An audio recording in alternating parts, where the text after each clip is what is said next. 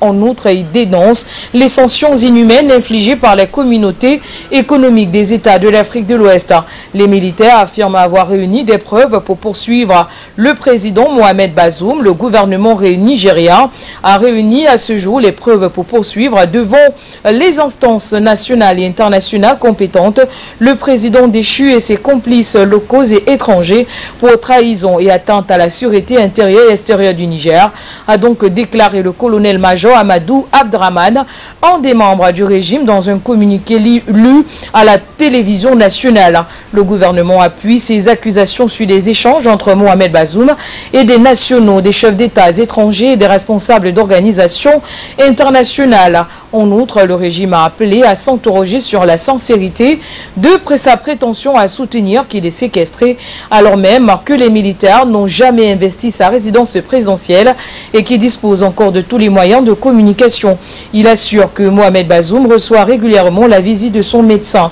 Et selon un conseiller du président renversé, une consultation a eu lieu samedi. Après cette visite, le médecin n'a soulevé aucun problème quant à l'état de santé du président déchu et les membres de sa famille, selon bien sûr le communiqué lu à la télévision nationale.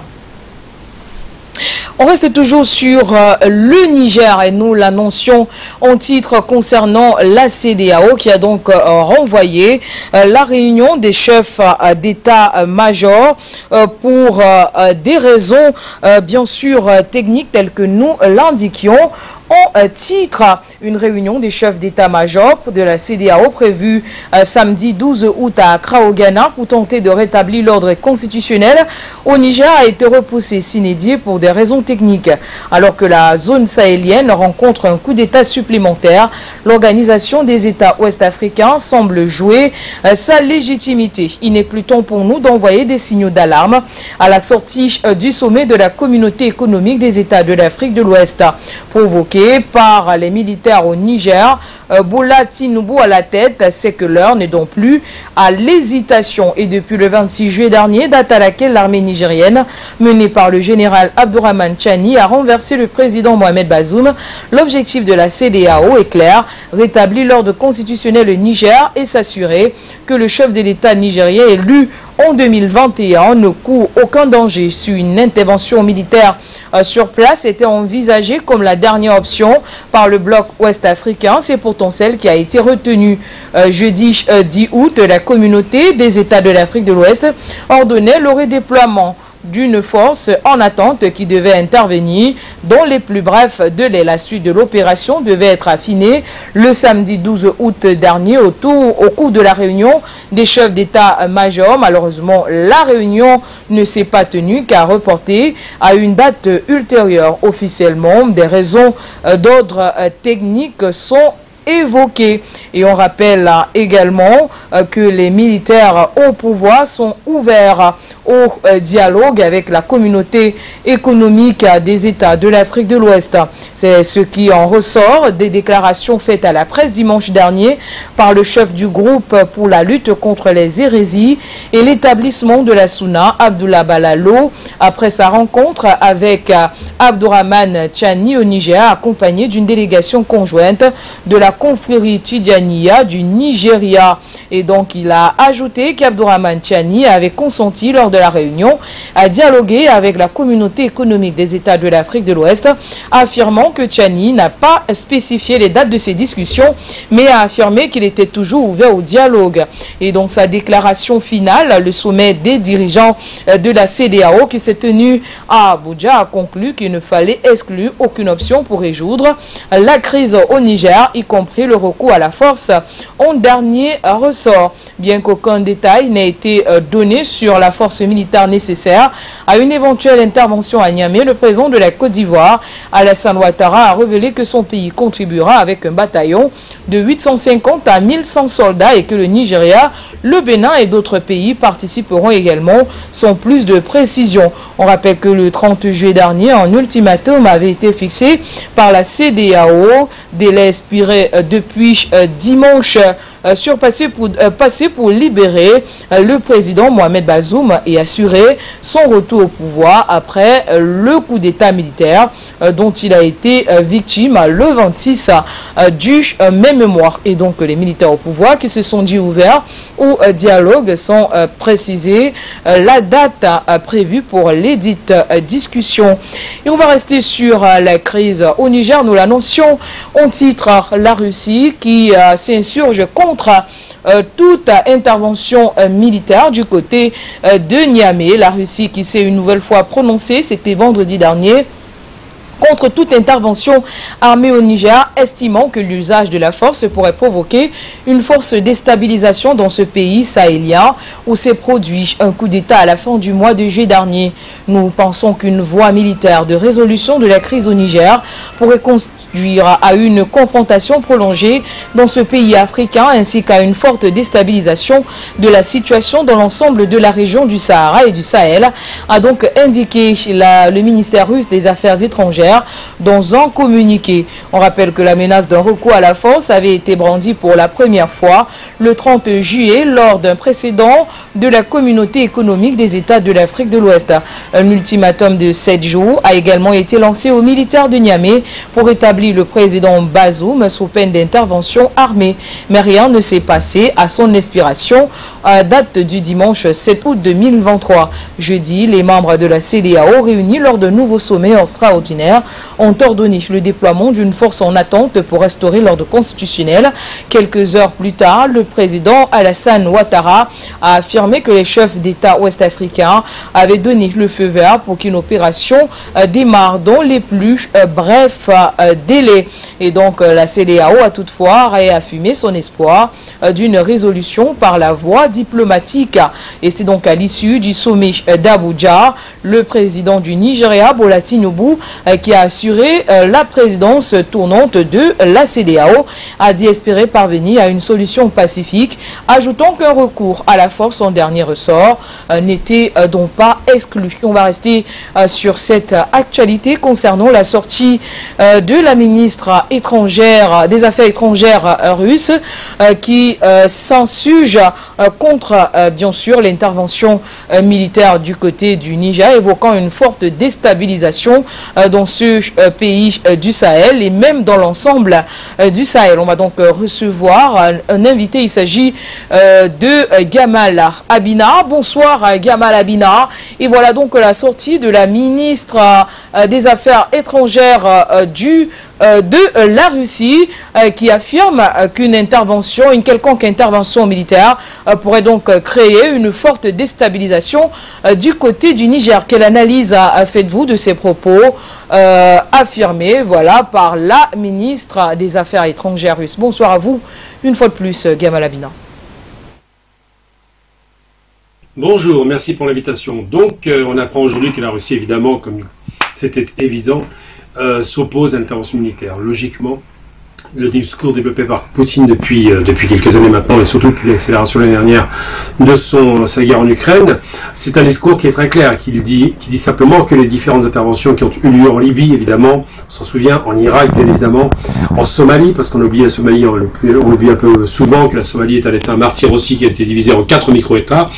Toutes les interventions militaires voulues par l'Occident et par les États-Unis en particulier, particulièrement la dernière en 2003, face à Saddam Hussein, qui n'était même pas mandaté par l'ONU, toutes ces interventions ont conduit à la déstabilisation chronique, la déstabilisation permanente de la région. J'en veux pour preuve que la Somalie est détruite depuis un peu plus de 20 ans, 30 ans maintenant, que le Soudan est en guerre civile. Évidemment que la Libye, après l'intervention de 2011 avec l'assassinat de Kadhafi le 20 octobre 2011, est en instabilation chronique, puisqu'il y a le pays est quasiment divisé en 3 entités, la Cyrénaïque, la Tripolitaine et le Fezzan, donc en gros Tripoli, de l'autre côté Benghazi, puis le sud de la Libye avec les Toubous.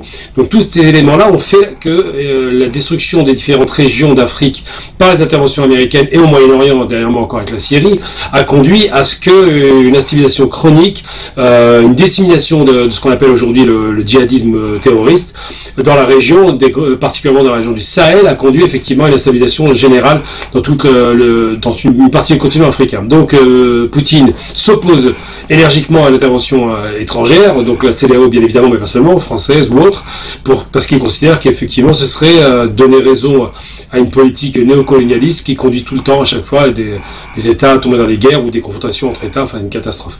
Donc aujourd'hui, les Russes restent droit dans leur boîte, puisqu'ils disent qu'il ne faut pas d'intervention militaire. Ils considèrent que cette affaire doit être réglée entre Nigériens, et ils ont raison là-dessus, et ils considèrent qu'un État souverain ne peut pas être envahi par d'autres États qui seraient limitrophes. Tout cela pour dire que ça fait suite aux différentes positions extrêmement courageuses de la part du Mali, par exemple, de la part du Burkina, de la Guinée, même de l'Algérie qui a dit qu'elle s'opposait à l'intervention militaire.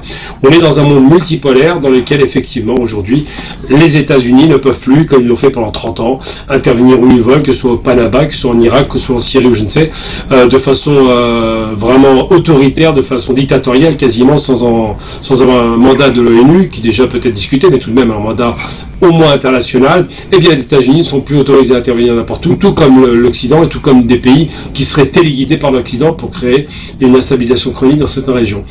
La région sahélienne n'a pas besoin de ça, il y a déjà des problèmes avec le terrorisme. On ne peut pas rajouter au terrorisme des confrontations d'État à État.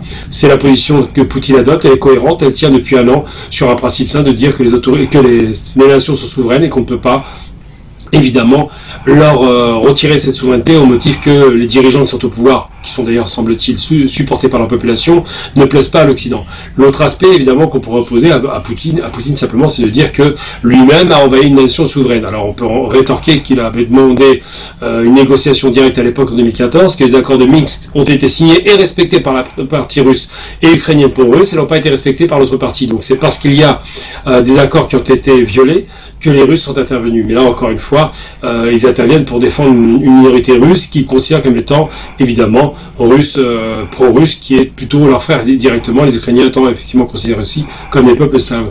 Donc c'est vrai que ces oppositions peuvent être opposées à M. Poutine, il n'en demeure pas moins qu'aujourd'hui, on a un président qui prend une position claire, nous ne pouvons pas plus intervenir dans les affaires intérieures d'un pays, quel qu'il soit, et quel que soit le régime, s'il vous plaît ou pas. Merci donc à vous, Gamal Abina. Rendez-vous dans nos prochaines éditions d'information. Alors qu'on va rester dans le Sahel pour cette fois parler du Mali et de la MINUSMA avec l'armée qui s'est emparée d'une base des forces onusiennes courtisées par des groupes rebelles. La mission des Nations Unies au Mali a annoncé dimanche avoir anticipé pour des raisons de sécurité son retrait d'un camp dans le nord du pays que l'armée affirme avoir récupéré après de nombreux incidents avec les groupes terroristes et malgré les convoitises de l'ex-rébellion Touareg. La MINUSMA a donc anticipé son retrait de Ber en raison de la dégradation de la sécurité dans la zone et des risques élevés que cela fait peser sur nos casques bleus, explique-t-elle dans un message sur X, anciennement Twitter, sans précision sur la date de départ initiale et les effectifs. Elle invite par ailleurs les différents acteurs concernés à s'abstenir de tout acte qui pourrait davantage compliquer l'opération.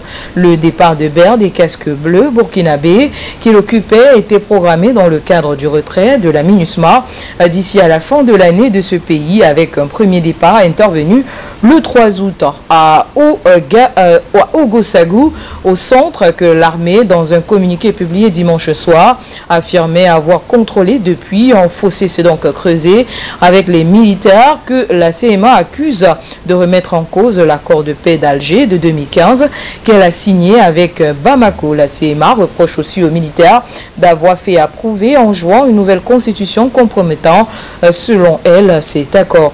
Dans un nouveau signe de tension, elle a dit vendredi avoir repoussé une attaque complexe menée par les Fama et Wagner, dont un communiqué publié le même jour sans bilan. Elle avait annoncé jeudi le départ de Bamako de tous ses représentants pour des raisons de sécurité, creusant davantage le fossé avec les militaires qu'elle accuse remettre en cause l'accord d'Alger. Les militaires, de leur côté, ont fait de la souveraineté leur mantra depuis qu'ils ont pris la tête du pays, rompu l'alliance avec la France et partenaient contre le djihadisme pour se tourner militairement et politiquement vers la Russie. On rappelle aussi que le Mali est en proie depuis 2012 à une crise sécuritaire profonde de partie du Nord qui s'est propagée propagée au centre du pays, ainsi qu'au Burkina Faso et au Niger voisin.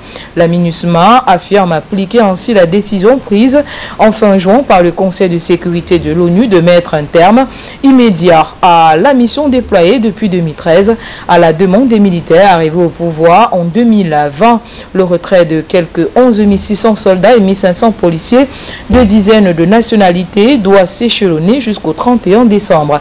L'armée malienne affirme que dans le cadre du processus de rétrocession des emprises de la MINUSMA, elle a pris possession du camp Bert dimanche 13 août aux environs de 8h30 après de nombreux incidents ayant émaillé le mouvement de ces unités. Dans un communiqué lu dimanche soir sur le chemin menant à Bert pour récupérer son camp, elle rapporte divers incidents avec les groupes armés terroristes, dont une tentative d'incursion dans le dispositif et des tirs de harcèlement contre ses troupes vendredi et d'autres affrontements ayant fait au total 6 morts et 4 blessés, peut-on lire dans ce communiqué. On va rester sur cette actualité et recevoir le deuxième invité de ce journal. Il s'agit d'Issa Diawara. Bonsoir à vous, Issa Diawara. Et voilà donc le communiqué annoncé par l'armée malienne avoir pris possession d'un camp qui appartenait bien sûr à la MINUSMA et qui est revendiqué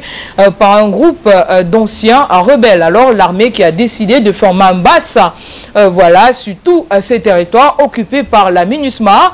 On va aussi dire, Issa Diawara, que la page MINUSMA est complètement fermée du côté du Mali, même si on attend bien sûr le départ effectif de ces forces onusiennes. Et en attendant, le problème avec les groupes armés se pose puisqu'ils revendiquent cette partie du pays qui a été récupérée par l'armée. Bonsoir, Issa Diawara. Bonsoir à vous, madame. Mes salutations à tous ceux qui sont en train de nous suivre. Les groupes armés revendiquaient cette partie du territoire. Ça ne pourra dépendre peut-être que de la faiblesse, en tout cas, des présupposés de l'État malien. Aujourd'hui, l'État malien n'est pas faible. C'est qu'ils confondent en réalité passé. Le temps passé, quand on signait cet accord, le Mali était en position de faiblesse. Aujourd'hui, nous avons un Mali qui a retrouvé, en tout cas, une force, qui a retrouvé une puissance. Donc, je ne pense pas que le Mali soit celui qui doit se laisser dicter, en tout cas, des orientations où s'installer ou ne pas s'installer par quelques bandits armés qu'on avait fait transférer ici à des fameux groupes rebelles. Parce qu'en fait, la rébellion est une tricherie. Il n'existe pas de rébellion. Tout individu qui prend une arme contre l'État, contre de paisibles citoyens, est un terroriste, c'est un acte terroriste. Je ne crois pas que si c'est à l'Occident, ils vont les traiter des rebelles et qu'ils vont exiger de signer un accord, je ne sais pas, pour la paix et quoi. Et ça fait à peu près 10 ans qu'on est dans cette chose et il était temps que les choses bougent. Il s'agit bien sûr de la localité de Bert. La localité de Bert se trouve aux confins, bien sûr, de la grande ville de Tombouctou. C'est-à-dire c'est dans les environs de Tombouctou. C'est une localité qui était contrôlée jusque-là par les fameux groupes rebelles qu'ils appellent ici la SEMA. La SEMA, c'est une coalition de mouvements, je ne sais pas, d'Azawati.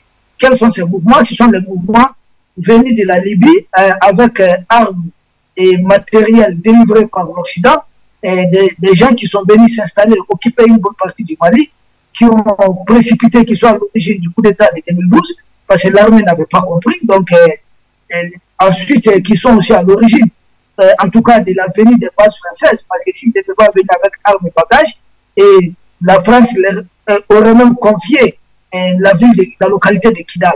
Donc, obliger l'armée malienne, au temps du président Ibrahim Boubacar Keïta, à signer un accord, un soi-disant accord pour la paix, mais qui n'a jamais apporté une paix. Et il est question aujourd'hui, je parle de la MINUSMA, de certaines emprises. Et la localité de Bert était bien sûr occupée par la MINUSMA et ses groupes rebelles. Il n'est plus question de laisser en tout cas une emprise de la MINUSMA à des groupes rebelles. Il est dû dans l'accord d'Alger. Et il y a un volet DDR. DDR, c'est la démobilisation des rebelles et leur réinsertion.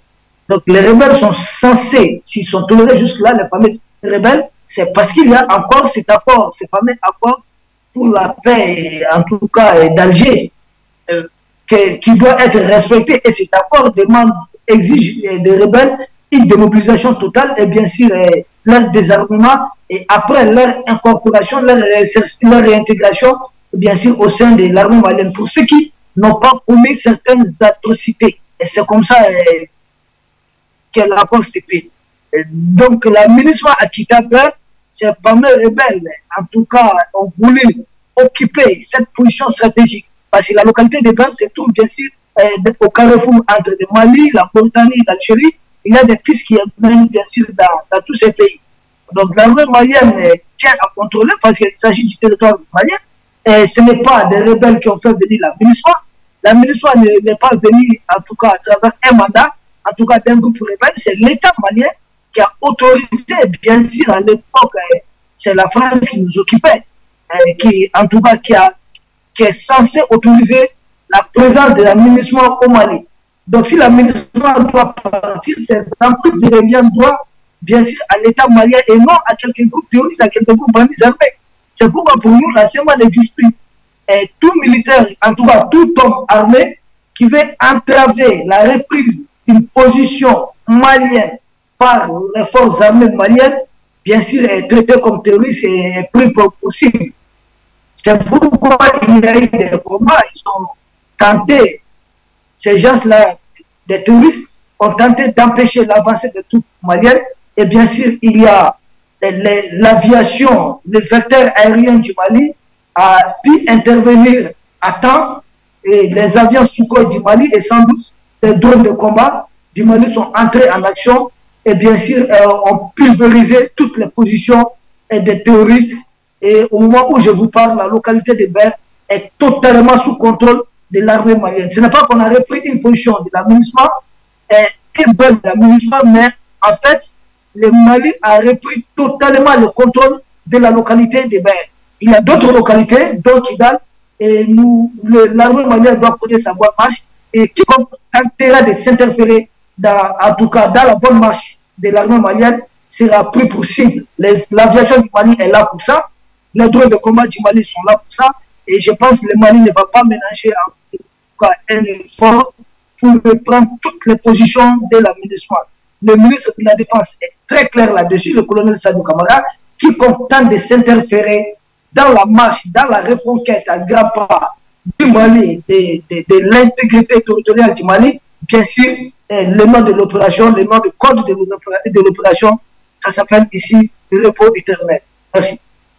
Également à vous, Issa Diawara, merci donc d'avoir été des nôtres. Mesdames, Messieurs, c'est ici que nous mettons un terme à cette édition du Grand Journal sur la télévision panafricaine. Merci de rester en compagnie de nos programmes. Agréable fin de soirée à toutes et à tous.